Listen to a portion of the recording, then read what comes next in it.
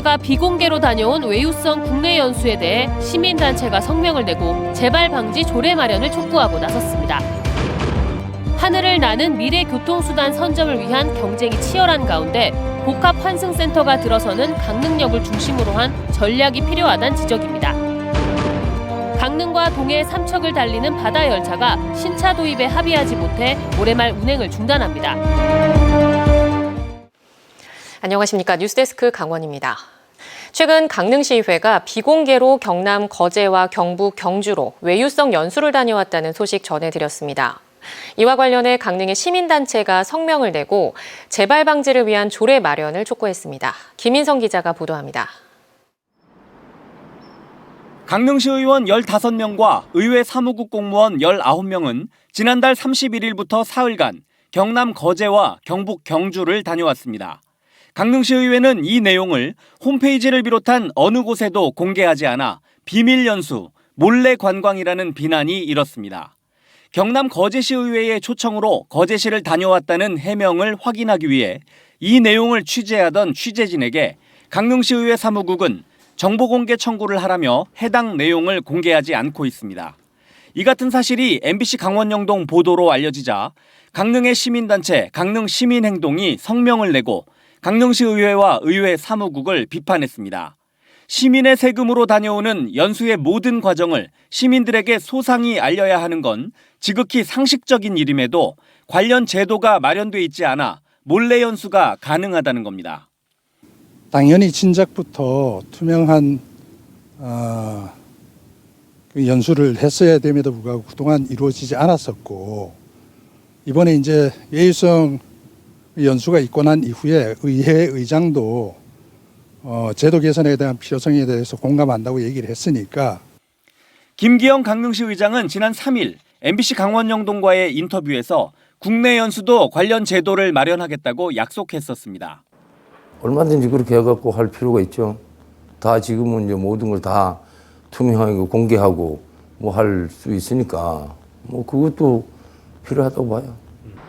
강릉시민행동은 강릉시 의회가 이를 지키지 않을 경우 주민조례 발의 제도를 추진하겠다는 뜻도 밝혔습니다.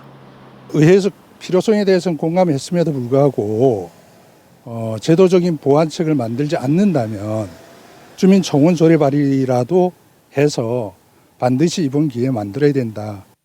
강릉시의회와 의회 사무국이 시민들의 약속 이행을 촉구하는 요구에 어떻게 반응할지 지켜볼 일입니다. MBC 뉴스 김인성입니다. 사람과 화물을 싣고 도심을 비행하는 차세대 모빌리티 산업을 육성하기 위한 자치단체 간 경쟁이 치열합니다. 강원특별자치도가 도시명 항공교통산업을 선도하기 위해 무엇이 필요한지 이준호 기자가 짚어봤습니다. 드론 택시 등으로 불리는 도시명 항공교통 UAM 등 차세대 교통수단의 복합 환승센터가 조성될 강릉역입니다. 이곳 20여만 제곱미터 부지에 오는 2030년까지 UAM의 수직 이착륙장이 마련됩니다. 미래형 항공산업은 오는 2025년부터 폭발적으로 성장할 것으로 예상되는 만큼 첫 발을 내딛고 있는 겁니다.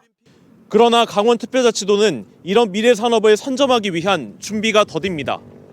울산은 산업 육성을 위해 현대와 손을 잡았고 경남은 우주항공 클러스터를 기반으로 산업 육성에 나서는 등 다른 자치단체들이 발빠르게 정책에 반영하고 있는 것과는 대조적입니다. 늦은 출발을 만회하기 위해 먼저 국내외 기업 유치를 통한 경쟁력을 갖춰야 한다는 주장도 나오고 있습니다. 이미야와 산이 전체 면적의 80%에 달하고 인구 밀도가 적은 강원도의 경우 관광과 물류 분야에서 한국형 UAM 개발 환경을 조성한다면 승산이 있다는 주장입니다. 특별자치도 이제 습격이 되어가지고 지자체장의 자율결정 권한이 상당히 확대된다고 이제 보고 있습니다. 이게 아주 강점이라고 이제 보고 있고요. 특히 지역별로 특화된 미래교통 생태계를 구축하는 것도 고민해야 합니다. 강릉의 경우 다양한 소재 기업을 활용해 기체 재료 개발과 부품 산업 클러스터를 육성할 수 있다는 전망이 나옵니다. 60에서 70의 기업이 집중돼서 이렇게 운영되고 있습니다. 이렇게 집중적인 측면을 봤을 때는 수도권을 제외하고 전국에서 가장 밀집도가 높은 강릉의 입지 조건과 넓은 부지를 활용해 UAM의 유지 보수와 정비 단지를 함께 조성하자는 의견도 제시됐습니다. 항공기 같은 경우에도 시간 교환 품목이라든가 주간 정비, 월간 정비, 단년 정비 뭐 이런 식으로 진행이 되기 때문에 그에 따른 일종의 신성장 산업으로 해가지고 원주에 마련될 미래항공기술센터 주변엔 비행안전 연구 클러스터를, 드론 시험 비행센터가 마련된 영월에는 UAM 실증 산업을 육성할 수 있다는 주장도 나왔습니다. 다른 광역자치단체에 비해 산업 여건이 열악한 강원도가 UAM 산업 선도 지역으로 도약할 수 있을지 관심이 모아집니다. MBC 뉴스 이준호입니다. 강릉에서 동해 삼척까지 바다를 바라보며 달리는 바다 열차가 올해 말 운행을 중단합니다. 코레일에 따르면 지난 2007년 7월부터 하루 왕복 2회, 주말에는 3회 운행하던 바다 열차가 12월 25일을 마지막으로 멈춰서게 됐습니다. 바다 열차는 개통 이후 195만 명이 방문할 정도로 인기를 얻고 있지만 현재 열차가 노후돼 운영이 불가하고 신차 도입에 필요한 140억 원을 놓고 합의점을 찾지 못해 운행 중단이 불가피해졌습니다. 속초시가 전국 최초로 디지털 트윈 플랫폼을 활용한 겨울철 제설 작업을 추진합니다. 디지털 트윈은 현실 세계를 디지털로 구현해 상황을 사전 예측하고 대응하는 기술을 말하며 방수용 드론과 현장 CCTV를 활용해 제설 환경과 취약 지역을 분석하고 실시간 위성 영상으로 제설 차량 관제 서비스, 상황별 제설 대응 매뉴얼 등을 제공받습니다. 속초시는 실제 폭설이 내린 상황을 가정해 합동 훈련을 실시하고 제설 장비 가동 상태와 노선 점검, 유관기관 공조 체계 등을 점검했습니다. KTX 동해선이 개통된 지 3년이 지나면서 이용객도 크게 늘었습니다. 수도권으로 갈 수 있는 가장 빠른 수단이다 보니 강원 남부 지역에서는 KTX 증편과 연장 등의 요구가 끊이지 않고 있습니다. 정부는 열차 운행 여건을 고려해 검토하겠다고 밝혔습니다. 배현환 기자입니다. KTX 열차가 동해역에 멈춰서자 수많은 승객들이 내립니다. 열차 관광의 중심 철도역인 정동진과 묵호역을 경유하다 보니 주말은 대부분, 평일에도 특정 시간대가 매진될 정도로 승객들이 몰리고 있는 겁니다. 동해역 승하차 이용객만 봐도 개통 당시인 2020년에는 한 달 평균 2만 9천여 명이었지만 올해는 5만 4천여 명으로 1.8배 늘었습니다. 이에 따라 지역에서는 KTX 동해선의 운행 횟수를 늘려주고 일부 시간을 조정해 줄 것을 요구하고 있습니다. KTX 동해선은 평일 하루 편도 4편밖에 없고 그마저도 시간대가 들쑥날쑥해 이용이 불편하다는 겁니다. 좀 여유 있게 있었으면 좋겠어요. 저희 같은 경우는 병원에 다니니까 좀 시간이 좀 많았으면 좋겠어요. 제 욕심에는 좀 많았으면 좋은데요. 최근 동해시는 국토교통부에 운행 횟수와 운행 시간 변경을 요청하는 공문을 보냈습니다. 평일도 주말처럼 편도 7회로 늘리고 동해역 주중 첫차 운행 시간을 오전 10시에서 주말처럼 7시 15분으로 당겨달라는 겁니다. 서울의 병원이라든가 아니면 회의 때 굉장히 아침차가 없어서 불편하기 때문에 저희들이 아침과 저녁차를 정차를 요구하고 있는 상황입니다. 삼척시는 KTX 동해선의 삼척 구간 연장 운행에 대해 관련 타당성 용역을 추진하고 있습니다. 2025년 개통될 포항 삼척 동해선 철도 건설과 시너지 효과를 내기에 충분하다는 겁니다. KTX 운행이 가능한 기반 시설이 마련되어 그동안 철도 교통에서 소외되었던 삼척 시민들에게 고속철도 서비스가 제공될 수 있도록. 한편 국토교통부는 동해 지역의 시간대 조정과 증편 요구에 대해 단선인 철도 상황과 열차 운용 등을 고려해 종합적으로 검토하고 있다고 밝혔습니다. MBC 뉴스 배현환입니다. 전국에서 빚어지고 있는 수소 품귀 현상이 장기화될 전망입니다.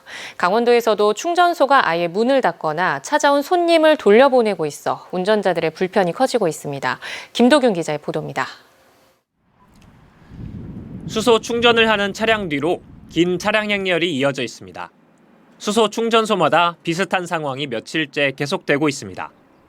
지난주 일요일을 마지막으로 충전소에 수소가 들어오지 않았는데 나흘 만에 수소를 실은 튜브 트레일러가 들어왔습니다. 춘천 휴게소 수소 충전소입니다. 월요일부터 사흘 동안 문을 닫았던 수소 충전소가 다시 문을 열면서 충전이 시급한 차량들이 줄줄이 늘어섰습니다. 그나마 들어온 수소도 평소보다 적어 충전은 한 차에 3kg, 반밖에 채울 수 없습니다. 생업에 종사하다 오후 늦게 충전소를 찾으면 허탕을 치기 일쑤입니다. 예, 엊그저께도 충전하러 왔는데 없어서 못했고 돌아갔거든요. 근데 오늘 또 이제 또 충전이 됐다고 해서 왔는데 또 안 된다고 해서 지금 좀 당황스럽고 좀 난감한 상황입니다. 강원도 내 수소 충전소는 12곳, 지자체 직영 7곳, 민간업체 5곳입니다. 시군직영은 오히려 평소보다 넉넉하게 수소를 확보했습니다. 그러나 민간업체는 달랐습니다.